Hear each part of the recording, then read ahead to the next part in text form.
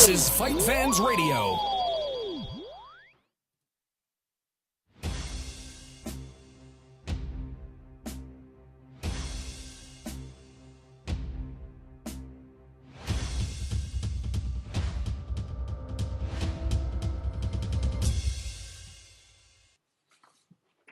Hello.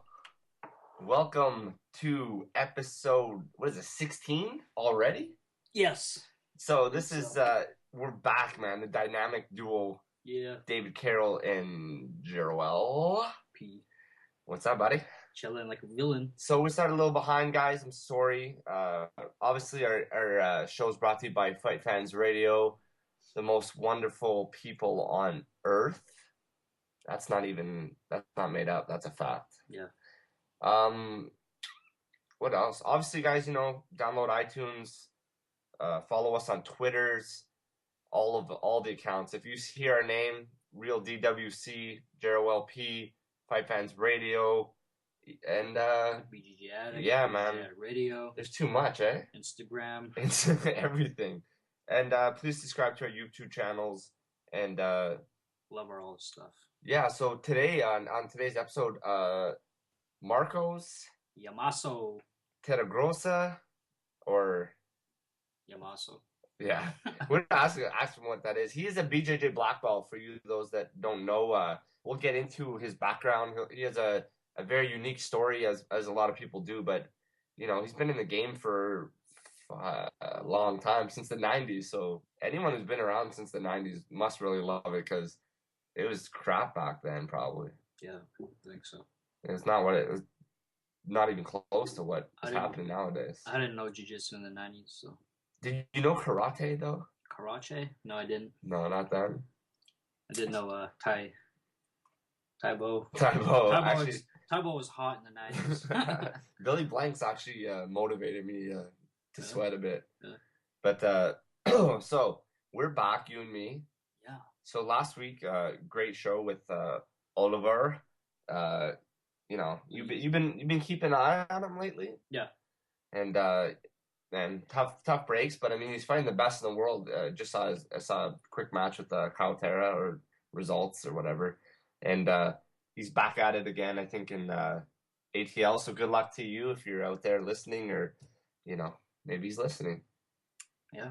It was a great show. I missed you though a lot. Yeah, I was listening live. Thank you. That's nice. Supporting. But then it sucked, so I left. Just kidding. No, it's it gives you a different perspective when you're listening to. Did you take notes? Is there anything like that maybe you realize that we do? Like, we're too funny, probably? Yeah, I think so. Yeah. It's kind of weird, like, I don't have anyone to, like, set up jokes for me. I don't know, it was different sound quality, though, I think. So I don't know what you were using. Yeah. What were you using? I was using my headset, man. Yeah, there you go. Tight, eh? Yeah. Yeah, we're still trying to figure out, for the people listening, how to do so we both could have headsets on this one computer. It's very, seems to be a difficult task. Yeah. So yeah, we're still working on different couple things, tweaking to get the sound quality even better. It's pretty good, yeah, but I did find last week was like a touch better. Yeah. But it happens. It's crystal clear, like my jiu-jitsu skills. Yeah, I was also not intoxicated, so there was no slurring. Oh, there you go. Yeah, it's a first. Love is such an intoxicating drug. Yeah, I'm joking out there, people. I'm intoxicated. Or Unintoxicated. No, that means you are... Unintoxicated? Yeah, what's the word for that? Sober? Yeah. Okay, I'm always sober, guys. So, like, after a show a couple weeks ago, someone, like, it was probably one of our friends there, but I forget who. It was probably one of our friends. But someone also agreed with me that they didn't know that the Philippine in Filipino was a P and an F. Yeah. So I felt good after. Like, I'm not the only dumb one out there. I found out that day, too, so it's not like you were the only one. Really? Yeah. When you corrected me that you found out that day? Yeah, I thought. I was like, doesn't sound right. Not enough F. Not enough F. So, before he calls in, maybe we'll get to talk. Metamoris. Oh. You just saw this, man. What do you think? For those that don't know, check that out. Metamoris, it's exactly spelled how it sounds. It's like a BJJ super fight card galore. Like, it's unreal, top to bottom so far. The way they're promoting it too is pretty sick. It's like a great video. It's like UFC primetime. It's like a UFC primetime. Good BJJ. Fucking call, man. It was awesome. I'm getting pumped up. Just like I want to see the Roger Gracie, Marcus Buchecha fight. Yeah. Who do you got? I got Hodger, but I don't know. Maybe it's just me that Hodger's doing too much MMA now. Yeah. That maybe his jiu-jitsu is not as sharp as it used to be. But Buchecha's a monster, so he is. But don't forget what Roger Gracie has done. MMA or not, he's gonna put that. He's gonna put it down. Yeah. No, for sure. I think. I don't know, man. Buchecha's a monster. This is why you gotta tune in and watch. It is nuts though. Like that fight alone is intriguing. It just shows you, I don't think he would take it if he's gonna fuck around. Like he's not playing, Yeah. He wants to show the world that he's still top class. Yeah, and he's like, because there's probably a lot of people like you that say, oh, he's doing MMA, he's not as sharp in BJJ. Well, I guess we'll have to save this conversation until the fight happens. So. That's a good point. On the card, also the rematch between Glover, Jeff Glover, that is the pipe layer, and Kyle Terra, and I personally see it going the same way. Jeff Glover, oh yeah. Yeah. Jeff, I like Kyle a lot, and I love Glover, but Glover is just on top, man. Yeah, but lately, like Kyle Terra has been on a tear like the last month and a half. I guess that's why his name is Coyote Terror. That's a bad BJJ joke right there. Thought of that all day. Yeah. So, if the Glover fits, where? If the glove fits, where? Yeah. The same. The Glover. Never mind. I was trying to go on with what you're doing. I see. You see Glover taking it? I see. Yeah. By submission. He's gonna finish it. Hopefully. Also, I think maybe he figured out Kyle's game. So yeah. We'll see. Maybe by points, but I don't know. We'll see. Yeah, we'll see. Well, I was gonna say there's no points, right? Yeah, exactly. It's no points. 20-minute time limit. I don't know if I think it's every match is gonna be like that. But if it is, that's gonna be a long day. Yeah. One match at a time. Well, how many fights are there? Like 10 or something like that? There's 5 or 6, 7, maybe 8 now. Yeah. Hello? Hello? Marcos. What's up, fellas? How you guys doing? Welcome to the BJJ Addict radio show. How you guys doing, brother? Good. There's 2 of us here, just so you don't, this is, I'm David and, I'm Jer. So. Hey, Jared, what's going on? How you guys doing? Great. So, God bless the power of Twitter, man. We just hit you up about a day and a half ago, and you were quick to respond, and now you're on the show. Thank you very much. No, thank you for having me, guys. I mean, the Twitter was something I just picked up, believe it or not, like for the last couple of weeks. So I'm finally getting used to the swing of things. It's a little bit different, It's a little bit different than Facebook, and a little hard to get the reins on. I mean, I just got Skype last night, so it's I'm a little behind on this type of stuff. That's all right. It's you try MySpace. Yeah. Yeah, I missed all that thing all throughout my marriage. I missed all the MySpace and all that social networking. So, man, I came out. There was like Facebook and everybody's duck facing. It was a whole new world, man. I don't think they're done yet. Yeah. Still got Instagram to go for. So. Yeah, get on Instagram. Get some pictures posted. Yeah, I don't even know what Instagram is, man. I see people posting on Facebook with that, and I have no clue what that is. I just thought it was like people with an app on their iPhone or just like putting up photos. I had no clue what it is. That's exactly what it is. I do it off my iPhone too. It's just an app. I take a pic and send it out to the world. Oh, so it is. Does it sync also with like the Facebook and the Twitter and stuff? Yeah, everything. Whatever you want it to sync with. It's awesome. Another addiction, man. Between the Twitter and Facebook, I mean, this is like a full-time job now. I'm gonna have to get Instagram. This is, man, somebody's gonna pay me for this, man. That's a good point. We dropped their names so goddamn much. They ought to pay us. Yeah, for real. So thanks for having me, guys. I appreciate it, man. Let's get into this.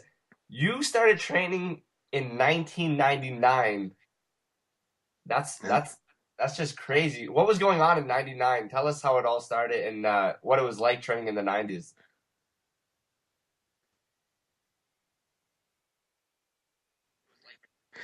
I started training. I had moved here. I was staying in Puerto Rico with my grandmother at the time, and then I had moved here in April of that year, and then I started jiu-jitsu that July. And I was real fortunate because I'm not a hyper religious person, right? But I felt it was like kind of like divine intervention, right? Like I was kind of aimless, and I was working at a job at the time, and I had seen UFC 8 in Puerto Rico. I saw it live, and in El Coliseo. And man, when I came out here, the jiu-jitsu place that I was at was a Cassie Warnick affiliate, and it was literally like 4 or 5 miles from my house. So jiu-jitsu was like unheard of in Northern Cali, and it has nowhere near the exposure. It had nowhere near the exposure that it did at that time. So for me to have a school with a bunch of upper belts at that time I was really fortunate, you know. So I started training with a guy called his name was Raven Seaman. I was training with Carlos Garcia, Raven Seaman, and these guys were Casio guys that were out in the Sacramento area, man. And right away, I knew exactly what I wanted to do. I loved the sport. I didn't know it was going to get anywhere big, and nowhere near where it is right now. But I thank God I was placed in that spot at that time. You know, I was really fortunate.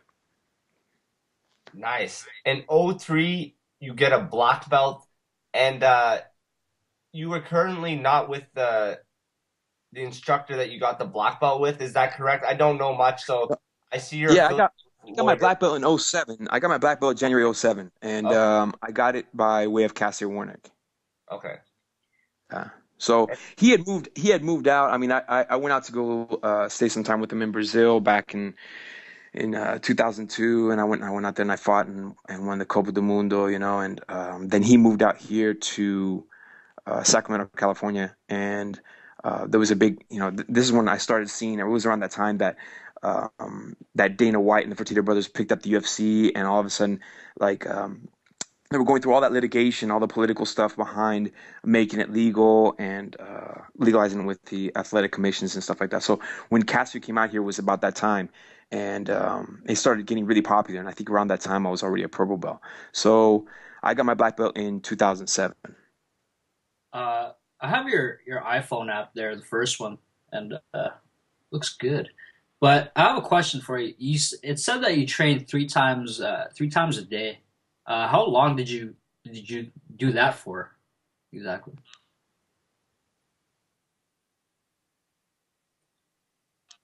Yeah, man. You know what? I'm still doing that. It's look, man. I mean, a lot of people ask me, how the hell do you train like this? I mean, how can you keep this up? I mean, you know, with all honesty, it's not difficult. When I was a kid, I used to swim. And for anybody out there that's familiar with swimming, man, I was swimming at like 4 or 5 in the morning. You know, thank God my mom would get up at that hour in the morning to wake me up. You know, and I would go out there and do 2,400, 3,000 yard practices at like 4 or 5 in the morning. You know, and then we would get out of school and go right to swimming, and it was another 2.5, 3 hour practice. Man, that would beat the crap out of the body. That would beat the crap out of the body. So this type of punishment, obviously, it's a lot more physical than swimming, but it's very similar in the sense like you have to be, just tough, very strong. So I do a lot of, CrossFit, lifting. I run. I still swim to this day. I swim about 3 times a week. I actually went swimming today, midday. So I stay busy, man. I'm always grinding. I've been drilling really heavy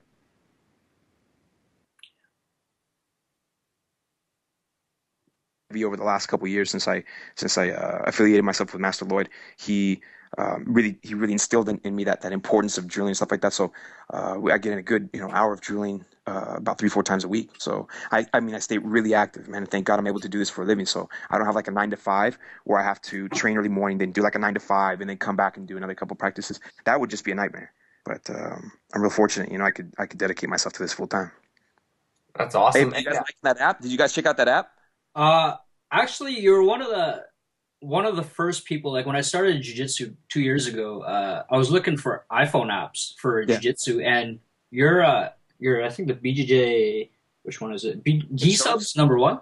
Yeah. Was the first one I saw, and I was like, the way you did the moves is just like, to this day, it's like sharp. Yeah, so, man. They were.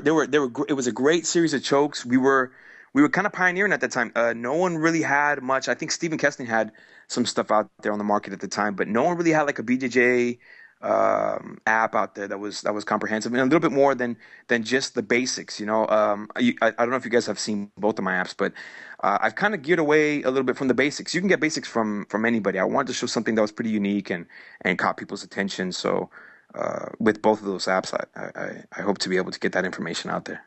For a couple times, I used like a bunch of your moves on your app. They're the first one, so. Which one? Which one did you get down? Yeah, the crossover. I think the Bravo. It's the one where you flip over the guy. Oh yeah, from like side position where you wrapping it, you loosen it around the neck. And you kind of flip over the body and turn back into him like a north-south. It's really tricky, man. It's really tricky. A lot of people don't see it coming. When you noose the neck with your lapel, they really don't see it coming. They'll see it coming if it's their own lapel, right? Especially at the top level competition. But when you start using that opposite side lapel, your own lapel, Jacare was really big at doing this, man. I remember seeing him finalizing a lot of people.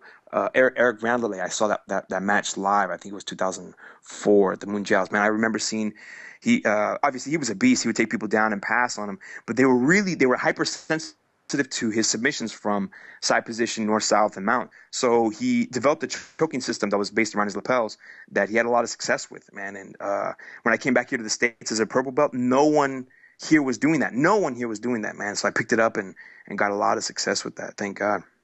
Yeah. So is there more apps on the way that you want to talk about? Yeah, man. And I had filmed one about a year back with iFight Video, and they encountered a substantial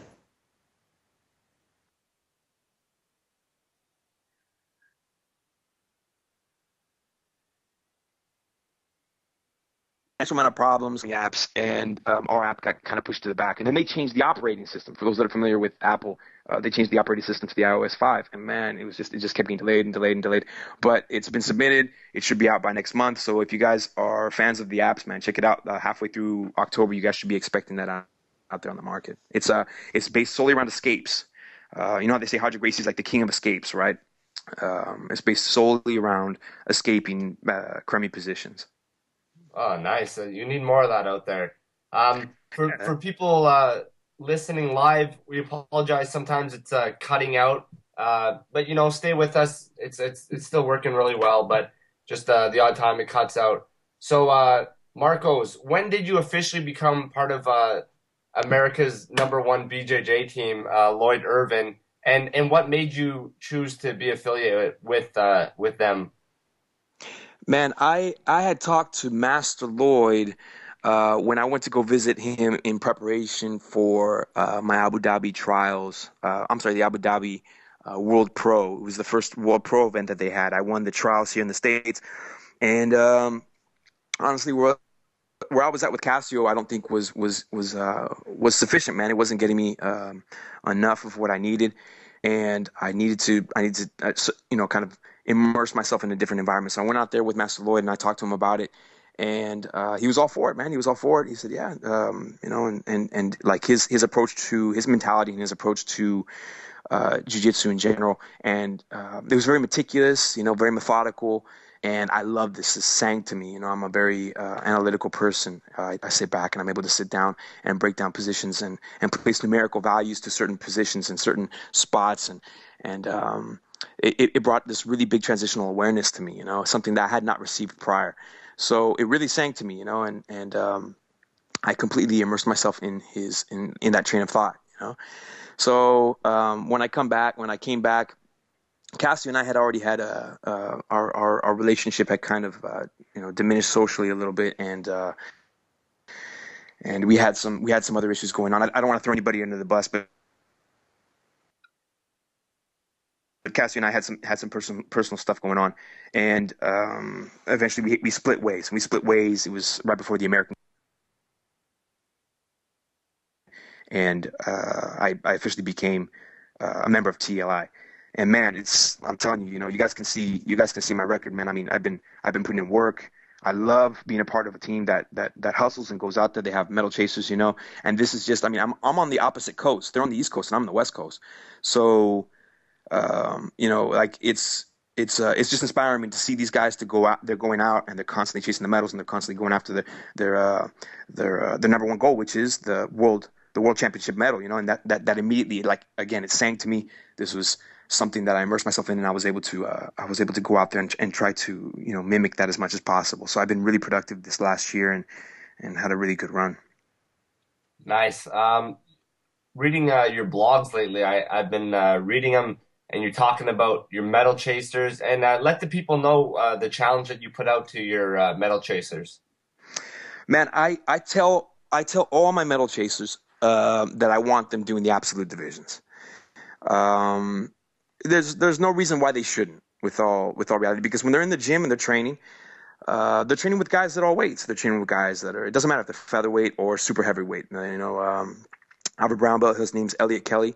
He's currently ranked 11th in the world. This guy is a beast on the mats, and he got gold this last week in the nationals as well.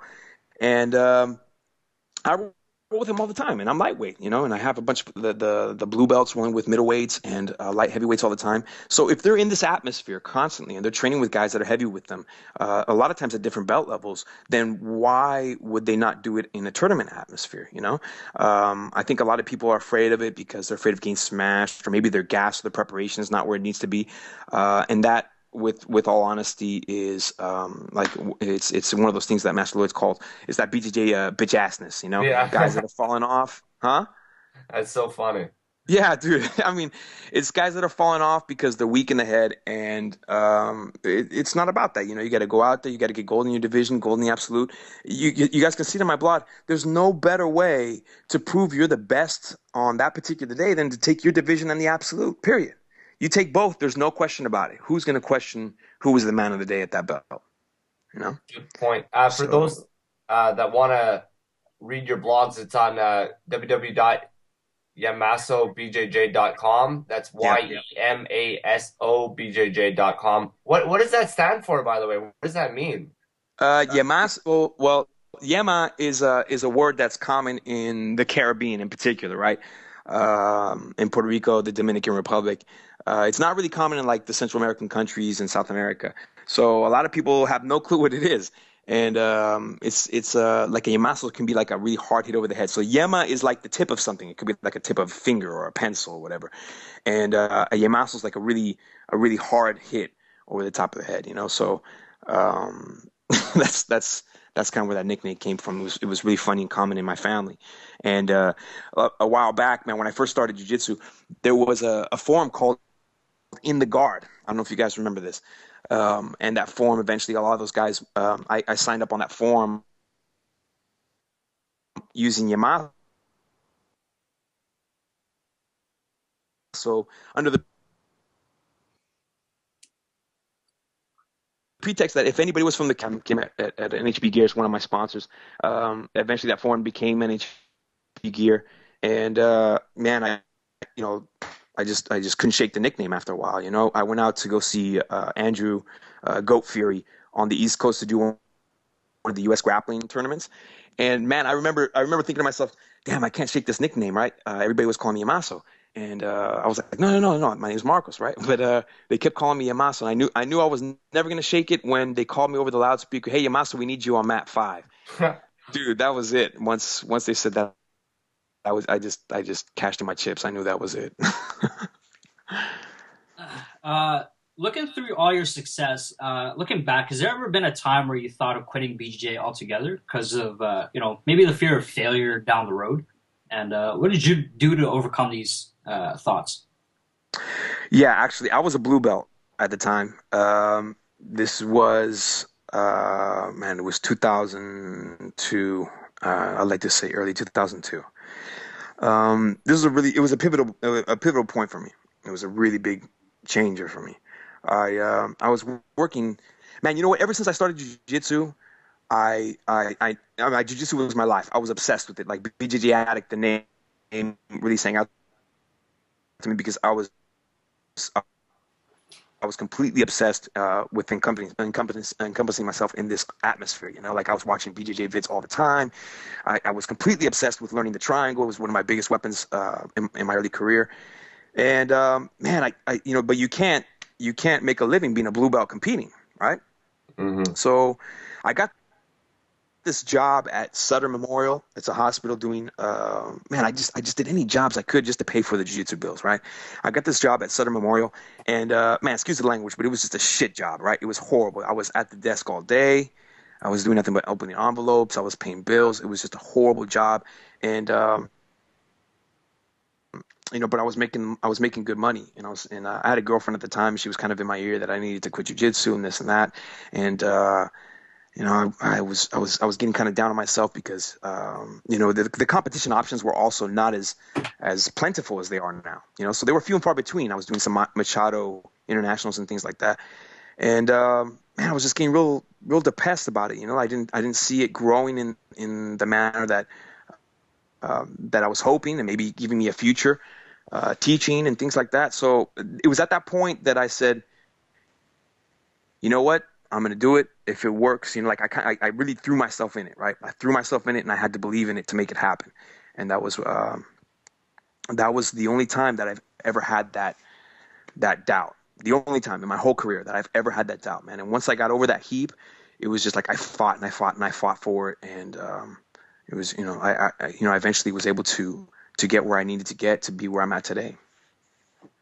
That's good because me and Jared here, we're both blue belts. It's a rough belt. No, yeah, most definitely, dude. I think between white belts and blue belts, I mean, you guys have a ridiculous, especially nowadays, man. I mean, back in my days, you could set yourself apart pretty quick if you were training as a blue belt pretty hard, But nowadays, man, the guys are so competitive. Like you have like fresh belts that are doing berimbolos, alphas, and they're doing all this stuff that Marcelo Garcia was doing like right out the gate. And it's a lot more of a complicated game now than it was back in the days. And it's really difficult, man, especially for those whites and those blues. The skill difference is huge. It's monstrous. I agree. And how do you yourself keep evolving so you're on top of today's jiu-jitsu compared to when you started back in 99? Well, I think, man, I think as an instructor, this is what set me apart from the majority of the instructors, not only here in Sacramento, California, but the rest of the world. I'm obsessed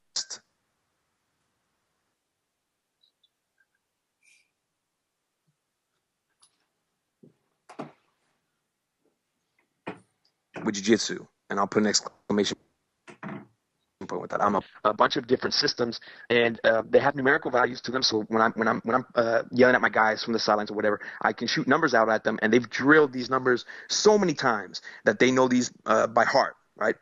And I'm obsessed with learning the newest things in jiu-jitsu, the nuances, right? And part of this comes from competing too. You see a lot of the competitors, the Master Seniors divisions, they still have the old school jiu-jitsu. But a lot of the guys, if you want to stay ahead of the game, you got to evolve, right? You got to evolve. So I do a lot of the alphas and the berimbolos. And, I've always tried to stay on top of the newest evolution in jiu-jitsu to give me that edge, do things that people are still not doing, So I'll constantly watching the top guys like Hoffa and Rafael Mendez. Ted Day was a huge influence for me back in the days. Him and Jacare, I loved their style of takedowns and passing. I think that the majority of my passing systems are based off of Ted Day himself. And the guard stuff, obviously, I love long-legged guard guys like Langi. Leo Lowe has also been a huge influence recently for me on my passing game as well, and the guard game. I mean, that guy's a beast. He's a beast. It doesn't matter where he falls. He's top or bottom. He's just a beast. So I've tried to mimic a lot of those things. And what ends up happening is then you mimic certain portions of all these champions, and you come up with like your own compilation, right? And that's what I've done for myself personally, But I break down each one of their games into segments. And I try to translate those to my students. Hey, man, you have a body style that's similar to this. Let's try some of these techniques right here, and let's see how this works out for you. And thus far, it's given us a lot of success. So I'm constantly studying footage, constantly on the evolution, and trying to keep our school at the front end of that competitive scene. You think that's your responsibility as a coach of your own team or as a head instructor? Yes, most definitely. Most definitely. It doesn't matter if you have recreational practitioners or competitive practitioners. It doesn't matter. You want to stay on the front end of the evolution of jiu-jitsu. Look, man, I mean, the Gracies, the original Gracies, like Holz Gracie. Holz Gracie was known amongst his peers as being one of the guys that cross-trained. Look at, he did Sambo and he did a bunch of judo, and he competed in a lot of these events. And the reason why he did that was to bring an advantage. He always wanted to bring an advantage back, you know? Hickson Gracie said many times in many interviews that he got his ass kicked by Holz because Holz was always bringing something new to the table. So right there you have the beginning of this newer age of evolution. And this happened from way before too, you know? Master Carlos and Helio Gracie, these guys were evolving and manipulating the jiu-jitsu that they were taught, and they were manipulating it and evolving it to adapt to the situations they felt they were prudent to address. So jiu-jitsu is in itself the evolution of the grappling game. You know, it doesn't matter if it's stand up, top, or bottom. It's the evolution of that stuff, and it's imperative that all instructors watch competition footage. You know, they got to see it, not just instructionals. Competition footage, you guys got to watch it. Look at the timing. You know, get that stuff down, assimilate it, teach it to your students, learn it. This is what jiu-jitsu is about. You know, I think it's imperative that all instructors have that. As an instructor, what quality do you like to instill within your students?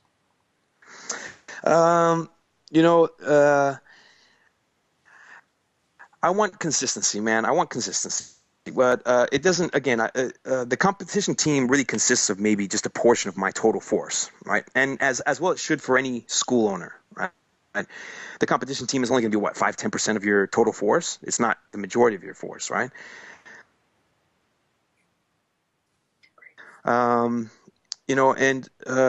It's really important to have a balance, and you need to be consistent, and you need to teach the students about this consistency. You need to teach them, for instance, I'm in a pretty bad area right now. Our school is not in the best area of Sacramento, but I think that's the area that needs it most. You know, when we get kids in there that are from the hood in that area, in that ghetto, it's good to get them in there because we're teaching them life lessons. We're teaching them how to goal set and how to eat properly, how to be better human beings, man. And this is really what it's about. Is creating better human beings, better interactions with human beings, lifelong relationships. And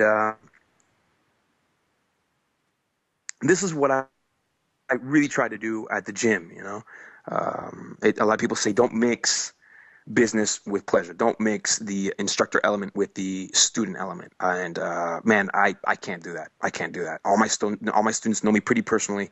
My life is their life, man. I mean, what instructor is not on the mats the majority of the time? I see my students more than I do my own family sometimes. Mm-hmm. So I really, I at least for me, I can't preach to anybody else. I really feel that you gotta just try to make better human beings, make them consistent. That's well put. Just switching topics totally. Have you seen this Metamoris event coming up October 14th?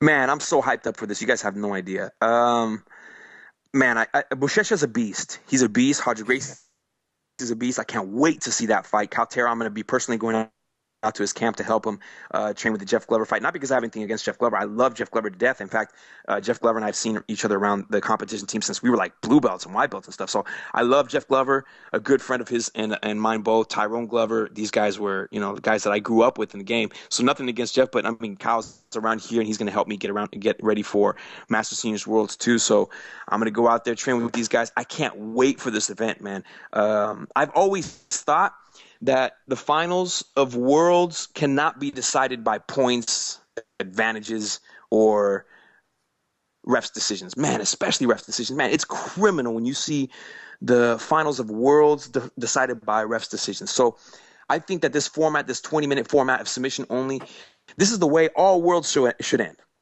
All black belt divisions, feather through ultra heavy, should all end in a submission, period. If we have to sit there all day, so be it. But I want every single match to end in a submission, and I really love this event. I'd like to know if these were the guys that were behind the Rafa Mendes and the Cobrinha thing a year back. Do you guys know? The person putting this on is Halik Gracie. Oh, Halik is putting this on? Yeah. Halik, the younger brother. Yeah. One of those brothers, yes. Damn, dude, that's crazy. I didn't know he had promotional power like that. Man, they put a lot of work into it, Yeah, so far. So let's go down the match, and you give us your breakdown. So starting with the Roger Gracie-Buchecha fight, who do you got? I think Buchecha. Buchecha, man, I've been watching him as of late. He is a beast. He searched for the submission all the time. It doesn't matter where you get this guy. He's on top, on bottom. He's good with takedowns. I think definitely sport jiu-jitsu, Buchecha would win. Roger Gracie, I don't know how his jiu-jitsu's been. He's been doing a lot of MMA as of late. So maybe, I think he might slip up. He's not on top of his grips. He's not on top of his game. I have a lot of love for Roger Gracie. I think he's the best of all times. He's the three-time absolute champion, but Buchecha's on a roll right now, and he's smashing people. And I got to see him this weekend. I got to hear from guys at their camp. I think it's going to be. I think it might be Buchecha. All right, Andre Galvao and Ryron Gracie. Man, Andre Galvao, by far. I can't even believe that they put Ryron Gracie in this. Look, no offense to the Gracie boys. Man, no offense to the Gracie boys. They're good, man. Don't get me wrong. They're good. But, man, come on. This is Andre Galvao, 8-time world champion. He just won ADCC in his division absolute. Is there any question? No. Is there any question about it? Dude, that guy's a beast, man. I guess we'd feel stupid if he won. I would feel like an ass. All right. I believe this is also another rematch. Kyron Gracie and Rafael Lovato Jr. I think this is a great fight, too, as well. Both are very similar in their games. Rafael Lovato, obviously, the second American to win the adult Mundial, and a man that I hold a lot of respect for as well. I don't think Kyron has the experience that Rafael has, and I think Rafael's going to take this. I agree.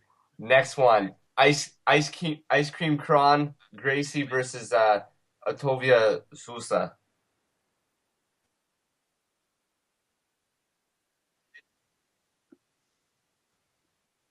Man, these guys were supposed to fight at Worlds, and I was really looking forward to that fight.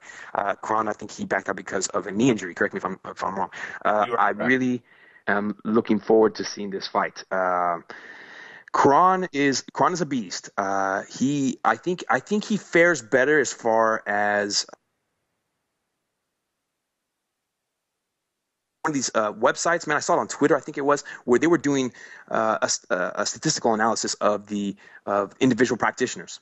And they did one on Andre Galvao, they did one on Kron Gracie, and they said I think he had like a submission to win ratio of like 60 or 70%. Like, it was really high. Wow. So I think that tips the scales definitely in Kron's favor. Huh? I'm going to agree with you. Yeah, dude. I think that Kron is going to take this, man. Have you think seen that new statistical analysis on the competitors that they're doing? No, I haven't seen it, but I'm excited to check that out because I think BJJ needs more stats. Yeah, man. That's you know what, Master Lloyd was big on that too, and I have all my guys doing stat tracking on their stuff. Right? They got to be stat tracking. I want them looking at their footage at the end of the year, and I want them looking at the highest rate submissions and sweeps and passes that they're using. And I'm doing this to compile lists of what these top creme de la crop type of moves are, And I saw this analysis that came out just recently about Andre Galvao and Kron Gracie. And man, Kron Gracie, they said of the people that they analyzed, his submission ratio was of the highest. So, man, I think he just goes balls to the wall, man. I think that this feeds right into his type of game. I think Kron takes this. I agree. Obviously, we know you got Kyle Terra just via training partner. Next one on the list, Dean Lister. And, no, man. Hold on. I want to back up on that one. I can't say either way. Like I said, I'm going to be with Kyle. But I have a lot of love for Jeff. Jeff is like my brother, man. I've known him for years, so I'm not going to make a call on that one at all. At all. I'm going to be training with Kyle. I love him to death. I'm going to train with Kyle, Samir, and these guys. But I've known Jeff for the longest time. I've known the Pipe Layer for years, man. So, I don't want to make a call on that one at all. All right. Well, me and Jared here, we got Glover. You guys got Glover? For sure. Okay. All right, cool. Yeah, man. Glover, man, he stepped it up. He went to the spring open back in May, man. And man, he impressed the shit out of me. He's really on top of his game. He was playing, having a great time with it too. I think he has what it takes to be among the best. And I'm surprised he doesn't fight in IBJJF competition more often. I agree with you 100%. This match is I think personally it might be a mismatch. Dean Lister versus Kevin Casey. Man, I don't know what you want me to tell you about that. I fought Kevin Casey back as a purple belt. I've seen him around the way. He this year at Abu Dhabi Trials, he passed on Hamza Bahal. He put Hamza in a bad position, at least initially. But man, I think Dean Lister is going to destroy him. Is this with the gi or no gi? I don't know, but either way, I think they could put this one to a 5-minute time limit. That's my call. Yeah. I'm trying not to be too disrespectful, but I really like Dean Lister. Yeah, I think he's one of the most underrated Americans that are out there. Did he win ADCC? Yeah, dude, he won. Yeah, he won. I was so happy for him. He's won 2 ADCCs, right? Hasn't he won 2? Yeah, but he won the last one out of nowhere. No one even gave him a chance. No one gave him a chance. No one even looked twice at him, And that's criminal. That's criminal. He's another one, like I'm saying, he's one of the most underrated BJJ guys there is. He goes out there and you better watch your feet, man. I agree. And I think the last one they announced so far is the legend himself, Jean-Jacques Machado. He's fighting Nelson Montero, who started the ADCC, I believe, from what I heard. So, man, I think I'm going hands down Jean-Jacques. Hands down Jean-Jacques. Man, I remember coming up in the ranks, I saw Jean-Jacques annihilate his division at ADCC, and I think he submitted everybody. I think if he's trained, Jean-Jacques would definitely take that. No question about it. No question about it. Who do you guys got on that fight? I also got Jean-Jacques. The guy he has too many tricks up his sleeve. Man, I just think he's that good. I think he's definitely that good. Who do you guys got on the Buchecha Hodger fight? I said Buchecha. He said Buchecha because of the same thing you said about him being sharp, too much MMA. I'm going to go with Roger Gracie because I think he wouldn't have took this fight unless he thinks he could win for sure. Yeah, that's true. That's true. I honestly don't think he would take it if he had any doubt that he could beat this kid. I know he wants to prove to people that he's still the best, but I think it's more than just a test for him. I honestly think he could beat him. Yeah, he said very clearly he wanted to come back for Worlds next year, right? Man, you know what? With all honesty, this has been a movement that I'm not very fond of. I don't like the BJJ guys going to MMA. I'm not fond of it. I'll just go out there and say it, man. I don't like it at all. I want the champions to come back. I want Hodger to come back. I want Jacare to come back. I'm very happy Andre Galvao came back. With all honesty, man, I think he has more publicity now than he did when he was fighting MMA. I agree. When he was fighting MMA, what was he doing? What was he doing? We barely heard about him. If you didn't look up his fights online, you weren't hearing about him much. But you look at Andre Galvao now. He came back and he beasted the ADCC Division Absolute. He completely, raped everybody. I'm very happy for him. I think that this is taking his career, through the roof. So I want these guys to come back, man. I believe the UFC just fired you for using the rape word on the radio show. My bad. What? Tell Dana White I own one. It just depends on how you handle the situation after. That's if you get fired or not. Or what was that? It depends on how you handle the what? Handle the situation about using the word. So if you're being a man about it in the next week to follow, they'll bring you back. Don't worry. Oh, okay, cool. All right, nice. Good looking out. So this you guys got to vouch on my behalf, though. It was talking about Andre Galvao, so it was legitimate, right? It was applicable. Good point. It's in context. This event lands on the same day as the ADCC trials in San Diego, same spot actually. You got guys competing in that? No, the big event for us is going to be the week before. We have guys going to Master Seniors Worlds and the U.S. Open respectively. With all honesty, I'm not going to be able to compete in the ADCC trials because I have my son that weekend. I have rotating weekends with my ex-wife, so I have my son that weekend, and it's already really difficult. Me doing all this competing and stuff like that. It's really hard for me to justify so many weekends away from him. So I have that weekend, and then I'm going to be doing Nogi Worlds, and then that'll be the end of my season. But I wanted to do really bad that ADCC trials. I might have my brown belt go out there. Elliot Kelly, he might go out there and take that flight out to the United Emirates. Nice. Are you guys going to be out there? You guys going to be checking it out? No, man, that's far away. We're out in Ottawa, Canada right now, so everywhere is a tour for us. Yeah, everywhere's a tour, right? and the flight cost alone is astronomical right now. It's ridiculous. It's criminal. Yeah. Criminal, man. It's We're stealing that from you, by the way. You love that, huh? Yeah, it's good. Criminal. We're gonna use that on Mats. Yeah. Back to you. What was the most difficult belt you've ever had to wear around your waist? The most difficult belt? Yeah. The most difficult belt, man, above and by far the black belt. I mean, people aren't joking. When you get your black belt, it's really when the journey commences. It's a belt that's never going away. So all of my trials and tribulations are going to be going through my black belt. I've been a black belt already 6 years now, come this January. So. I've gone through a number of different things from injuries to, competition. I've been competing a lot and, personal triumphs and falls. I think the black belt has been above and by far my most trying time as both a competitor and as an adult. Nice. I competed a lot. I trained a lot. I had a lot of things going on in white, blue, purple, brown and black. I had a pretty bad injury when I was a purple belt. I had to take off competition for a whole year. I ripped up my LCL and my lateral meniscus on my right knee. But, man, my determination never wavered. My disposition was always there. I was constantly looking how to get back on the mat. So it was nothing like now.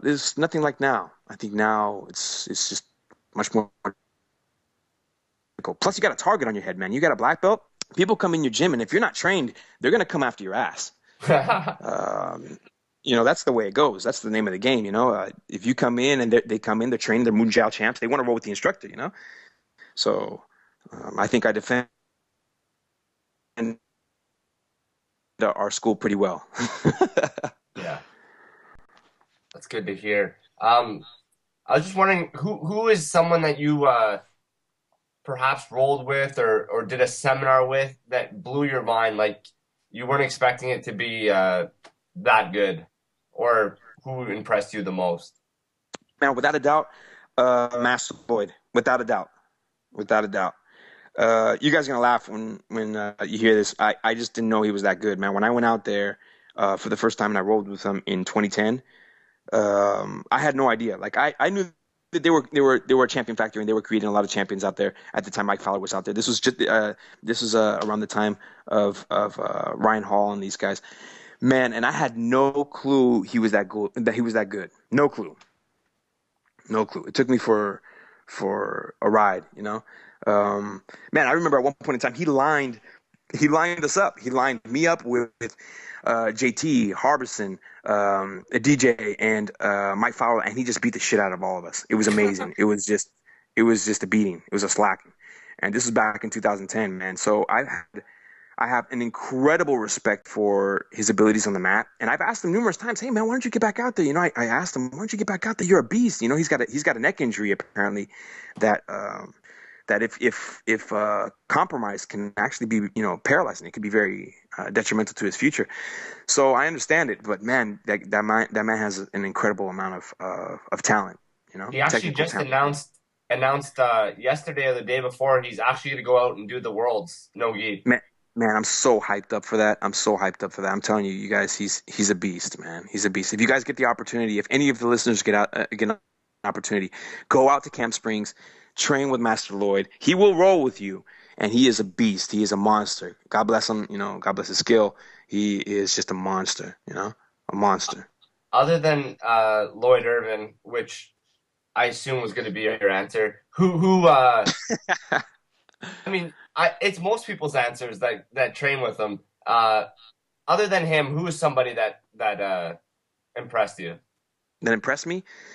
Gabriel Gonzaga. Last year, I went to Brazil, and I was out there for a week with Jared Weiner, and we were getting ready for the Masters Seniors Worlds, right? I'm sorry, the International Masters and Seniors. And that week before, we went to go to Wonder Braga's place. Jared has a really good affiliation with him. He has a really good connection with him. And Wonder Braga had some political issues here in the States, so he moved back to Brazil. And, man, just out of the blue, Gabriel Gonzaga was in there, man. And this guy, man, he treated me like a rag doll. Like, he cleaned the mats with my gi, and unfortunately, I was in the gi. Right? He beat the living Jesus at me. And, dude, I've just never been, that tossed before in my life. Like, it wasn't even like he was just using his weight or his strength. He just legitimately beat the crap out of me. And it was very impressive because it was very technical at the same time. It wasn't, like I said, it wasn't like he was just a steamroller, smashing forward. He was very technical. And he was very playful, in fact. I was training hard because I was training for the International Masters and Seniors. Dude, this guy, he ran over me. It was impressive. It definitely left me with a huge impression. And, man, he's like a marshmallow. He's so cool, this guy. He's so laid back. We went out to the mall, and we were walking around, Jared and I, and we were walking around after looking for a taxi, and we just saw him with a bunch of kids. A bunch of kids, I think, recognized him from the UFC, and he was just sitting there at the corner just playing with a bunch of kids like he's a real sweet guy, really cool guy, But, man, on the mats, Napau's, he's just a beast, man. I think Nepal's better nickname than Marshmallow. Yes. Like personality-wise, right? Yeah. So, what's the most important advice anyone has ever given you throughout your career? Throughout my career? Yes. This is a good question, man. Yes. The most important advice that they told me was not to do it anymore. What? Yep. The most important advice I was ever given from people like my father, who were adamantly against jiu-jitsu, was not to do it anymore. They always told me not to do it. And because of my unwavering, you could say it was because I was being rebellious or what, I don't know what it was, but I knew that this was the path I wanted to be on. And every time they told me not to do it, every time they gave me that crummy piece of advice, it gave me a stronger fire. It gave me a deeper burn. And to this day, it's something that still burns very brightly within me. Like I don't get tired from teaching. I'm very enthusiastic about it. I love what I do. You guys have no clue. I love what I do for a living. I can't wait to be on the mats. I have class here in an hour, and I can't wait to get out there, right? So every time somebody told me, man, just get a job, just get a job. Sit at the desk for 8 to 10 hours a day. Make your life miserable. Get some woman pregnant. Have 2 kids with her, and then live the life just like everybody else. Be a slave to the system. Accumulate $20,000 in credit card debt. Get a car owned. Buy a house that's well out of your means. Every time somebody said something that kind of alluded to that, I gave them the middle finger and I said, no, you know what? I'm going to do this because I believe in this. And that advice, their ill advice, is what has brought me to where I'm at today. So thank you for all you haters out there that told me no. Thank you. I like that answer. I was not. We were like a little confused when you started off. We're like, what the hell? But I think that's the best advice I've ever heard. Yeah, that is great. Yeah, with all honesty, how many guys, for you guys personally, how many people have told you, man, come on, don't do that, man. Get a job, do something else. How many times have you guys personally heard that? Every time we tell a joke. Yeah, I'm in the same boat. Yeah, no, I agree with you. They don't see it as a viable job. They think you're just playing games all day, like we're sitting around playing Crazy Eights. Like to them, it's the same thing. It's not hard. We're professional. Yeah, it's it's not respected. Even now, I can't believe 2012. It doesn't get the same respect as other sports. It's kind of weird. It's because of the lack of. I think it's because, like here in the States, man, the Olympics went down, and we only saw a portion of the Olympic sports. We only saw a portion of them. It's because the media is very particular on what they want to report, right? So we're not going to get the same publicity yet. We're not going to get the same publicity and the same stardom that people in these other sports do. And not taking away from these other sports. Granted, gymnastics and things like this, they're very popular here in the States, and they deserve their credit, you got to give it to them. You got to give them their merit. They've worked very hard, and they're definitely Olympic athletes. But man, I'm sorry. There's no reason why jiu-jitsu could not be an Olympic sport. I mean, it's incredibly taxing on the body. I mean, if you have a black belt matches and they're submission only, man, they could be very, very difficult, very technical, and just people don't appreciate that. Here in the States, they just don't appreciate that. So you have a really biased media here. I tried to go to the Sacramento Bee to provide them, which is the local newspaper here in Sacramento. I get them to do an article on our school, man, because now in June, they did rankings for the IBJJF tournaments, like worldwide rankings, and I ranked 8th. My brown belt ranked 11th, and my purple belt my current purple belt, he was a blue belt at the time, Richard Botham, he ranked 16th at the time. Man, this is huge. If you're in a town where, like Sacramento, this is the capital of California. We should have had that in the paper. They should have come out. They should have been doing something about that. And there was not a word printed. They looked at me like I was crazy. That's unfortunate, but hopefully one day it comes around. Get the respect, Yeah, it's moving in that direction, man. Like, again, you guys asked me what it was like training in '99. It was much different than now. We definitely have a lot more exposure thanks to, and I hate to say it, but thanks to like the Ultimate Fighter and stuff like that. The Ultimate Fighter has definitely brought awareness out there. Now we just got to put some education to it, Yeah. So thank God we have some shows like this. Hopefully we can reach out to some people and, get them excited about it, get them excited about it, get them in the gym, get them consistent, and maybe not paying attention to all that bad advice, like stopping what you're doing and going to get a job. I agree with you. Some stuff you want to plug, maybe sponsors, your website, Twitter, Facebook, let it all out right now, before we let you go. Get some plugs in. Cool, man. Look, man, if you guys want any information on me, YamasoBJJ.com. It's plugged up to my Twitter. My Twitter's at Marcos Yamaso. My Facebook is also Yamaso BJJ. You can look me up directly, Marcos Torregrosa on Facebook. Man, I gotta call out my sponsors. These two guys have been supporting me since I was a purple belt. Sam at NHB Gear has been a beast in providing support for me, man, helping me out with flights and stuff like that. He's been a beast. If you guys get an opportunity, check out his gear. Gilberto at Jiu-Jitsu Pro Gear. These guys, Gilberto Faria, he's been also spotting me and sending geese out my way and always hooking me up at tournaments and hooking my guys up. And he's always an unwavering support for me and belief in me. Thank you, Gilberto. You guys, I appreciate it. I would not be where I'm at without you guys. Peter and Penny Stone, these guys I give privates to. They've also supported my endeavors as well. God bless you guys. I would not be where I'm at today without you guys. And like my influences, one of my biggest influences right now is Max Lloyd on that East Coast, man. Every time they do something, it gives me this drive to do something more out here, And as long as these guys are medal chasing, it's going to keep me medal chasing. I love it. I love that feeling. I feed off of it. And last but not least, I want to thank all you people that the haters, right? The haters out there, because with all that bad advice, they've just given me a better fire, man, a bigger fire. It's not going to stop. We're taking over.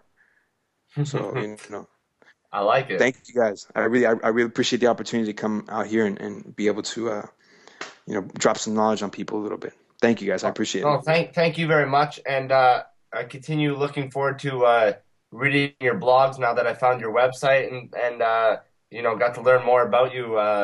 Good luck with your upcoming tournaments and with your team and everything. Thanks, man. It was awesome talking to you, man. It's just crazy that 2 years ago I was looking through your app, and now I'm here talking to you. So it's Thanks, pretty big man. I for me. appreciate it. Look, more of those apps are coming out, man. Again, stay up on the blogs. I'm doing a blog right now that's going to be supplementing your BJJ. So I'm in the process of, I've already written it out. I just need to go to the pool and film it. Of doing like pool drilling and stuff like that, like going to the pool and drilling certain muscle groups that are conducive to BJJ exercises. So keep up on those blogs, man. How to supplement your BJJ is what's called, and we're going to be doing a lot of stuff here, coming out. I'm going to be releasing a lot of information, a lot of stuff that I'm doing constantly every day to stay on my grind, and hopefully you guys can benefit from that as well. That sounds huge, and looking forward to that. Me and Jared love hitting the pool. Also, when we see those videos, we'll repost them out on our Twitter and stuff, and hopefully, get some more views out there for you. So we're gonna support everything you do. Big fans, and we'll talk to you again, hopefully sooner than later. God bless. If you guys are ever out in Sacramento, you guys know where to stop. Come through. We'd love to have you.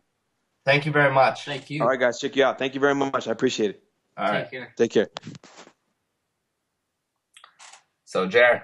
Oh, I love that guy. He's so cool. Sick. So, next week, we'll have a new guest. Ooh. Everybody tune in. I'm not telling you. But we got big things coming up. Tell him what I just said. Yo, we've got big things coming up. Like, can we even say how big? Lately, it's bigger than my ego. That's huge. Yeah. No, but seriously, lately, I don't know. People have been reaching out to us, and we've been hitting up more people, and it's not that hard. People are just saying yes to us. Yeah. So tune in, guys. Next week, in the upcoming weeks, some cool guests. I mean, Marcos, man, he was a cool dude. Yeah, Man, you don't get to talk to someone. You see their videos. You never know, right? Yeah. He's just easy to talk to. It's cool dude. But we got some other cool guys coming up also, guys. What else? FightFansRadio.com. If you're listening to it right now, thank you. If not, check out the website. Just got brand new. That's www.fightfansradio.com. Also check out bjjaddicttv.com. And, click those little buttons that say Facebook or the Twitter or YouTube channel. Subscribe to everything we got going out because we're number one right now. I don't know if that's a true fact, but I feel like we're number one. Yeah. I feel like we're number one. We got good material. It's true. Criminal! All right, guys. Take care. Hang tight, dudes. Hang tight.